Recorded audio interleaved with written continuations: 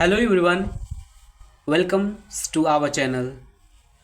तो आज हम रिएक्शन करने वाले हैं महाकुंभ का मेला जो 2025 में लगने वाला है। और ये कितना ख़ास है हम लोगों के लिए और आप लोगों के लिए।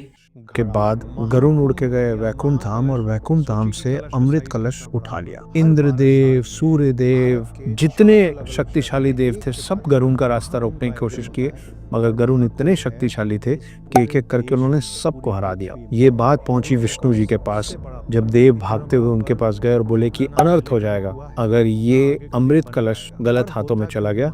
पता नहीं कहां से एक बहुत ही शक्तिशाली प्राणी आया जिसका चेहरा पक्षियों के जैसा है, शरीर इंसानों के जैसा है और साथ में है पंख जो उड़ता है, जो हम सब लोगों से ज्यादा शक्तिशाली है। रोकिए उसको। विष्णु जी उतरे युद्ध में और गरुण और विष्णु जी के बीच में युद्ध हुआ। इस पूरे युद्ध के बीच में विष्णु जी को ये समझ में आया कि गरुण के हाथ में अमृत कलश है, मगर गरुण उसको खोल के उस कलश से अमृत ग्रहण नहीं कर रहा है, सिर्फ हाथ में पकड़ा हुआ है। तो फिर विष्णु जी ने उससे पूछा कि ये क्यों चुरा रहे हो, इसको लेके कहाँ जाने की कोशिश कर रहे हो, और जब अमृत कलश खुद तुम्हारे हाथ में है तो उसको ग्रहण क्यों नहीं कर लेते। तब गरुण ने पूरी बात, पूरी व्यथा बताई कि वो अपनी माँ को मुक्त कराने के लिए ले जाना चाहता है। विष्णु जी ने कहा कि ठीक है, मैं एक शर्त पे तुमको ये अमृत कलश ले जाने दूंगा। वो शर्त ये है कि अगर मैं तुमको अमृत कलश ले जाने देता हूँ तो अमृत कलश को जमीन पे पहुंचाने के बाद तुम हमेशा के लिए मेरे वाहन बन जाओगे, मेरे साथ रहोगे।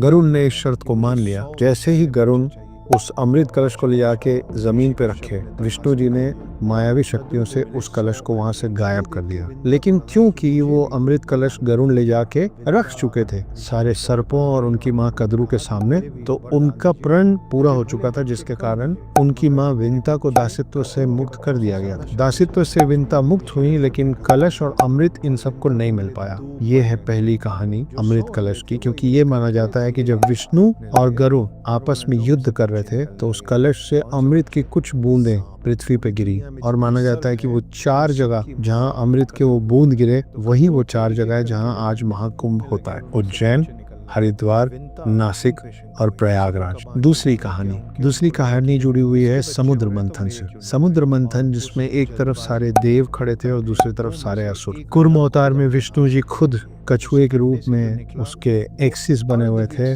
और पर्वत को मथा जा रहा था, एक एक करके चीजें निकल रही थी, और निकलते निकलते अमृत कलश लेके निकले धन्वंतरी। जब धन्वंतरी के हाथ में अमृत कलश देखा गया तो असुर उसको धन्वंतरी से छीनना चाहते थे और देवों को तो वो चाहिए ही था। उस पूरे खींचा कशी में ये पूरे अमृत कलश को लेके देवगण दौड़े बचाने के लिए अमृत कलश को असुरों से। जब इधर से उधर दौड़ते रहे तो वो 12 दिन तक, और वो 12 दिन हमारे वाले 12 दिन नहीं, उनके वाले 12 दिन, इन 12 दिनों में 4 जगह उन्होंने विश्राम किया, रुके। वो 4 जगह फिर वही 4 जगह है जहाँ पे अमृत कलश को रखा गया था, हरिद्वार, उज्जैन, नासिक और प्रयागराज। तो ये 2 कहानियां हैं, और इसीलिए क्योंकि उनके जो 12 दिनों का सफर था जिसमें 4 बार उन्होंने ब्रेक लिया था, उस हिसाब से वो 4 दिन हर 12 साल में एक शहर में आते हैं। तो ये 2 कहानियां हैं अमृत कलश की, जिसके कारण होता है महाकुंभ, और कुंभ का मतलब होता है कलश। तो आप जानते हैं कि महाकुंभ कब हो रहा है अगली बार,